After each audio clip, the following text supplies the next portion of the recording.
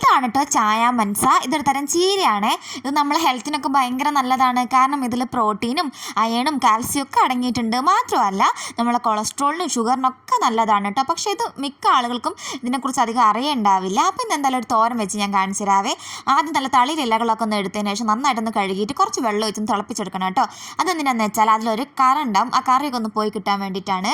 അതിനുശേഷം നമുക്ക് ഇതുപോലെ ഒന്ന് കട്ട് ചെയ്തെടുക്കാം കേട്ടോ. ഇനി നമുക്ക് അതിലേക്ക് അരപ്പ് തയ്യാറാക്കാം. കുറച്ച് തേങ്ങയും ചെറിയുള്ളിയും പച്ചമുളകും കുറച്ച് മഞ്ഞൾപ്പൊടി ഇട്ടൊന്ന് അരച്ചെടുക്കണേ. ഇനി നമുക്കൊരു പാൻ അടുപ്പിൽ വെച്ച് ചൂടായതിനു ശേഷം എണ്ണ ഒഴിച്ച് കൊടുത്ത് കടുക് ഇട്ട് കൊടുക്കുക. അതിലേക്ക് ഒരു സവാള ചെറുതായിട്ട് അരിഞ്ഞത് ചേർത്ത് കൊടുക്കുക. സവാള ഇന്ന് വയന്ന് വരുമ്പോൾ നമ്മൾ നേരത്തെ കട്ട് ചെയ്ത് വെച്ചിരിക്കുന്ന നമ്മളെ ചീരയും കുറച്ച് ഉപ്പും ചേർത്ത് നന്നായിട്ട് ഇളക്കി കൊടുക്കുക കേട്ടോ.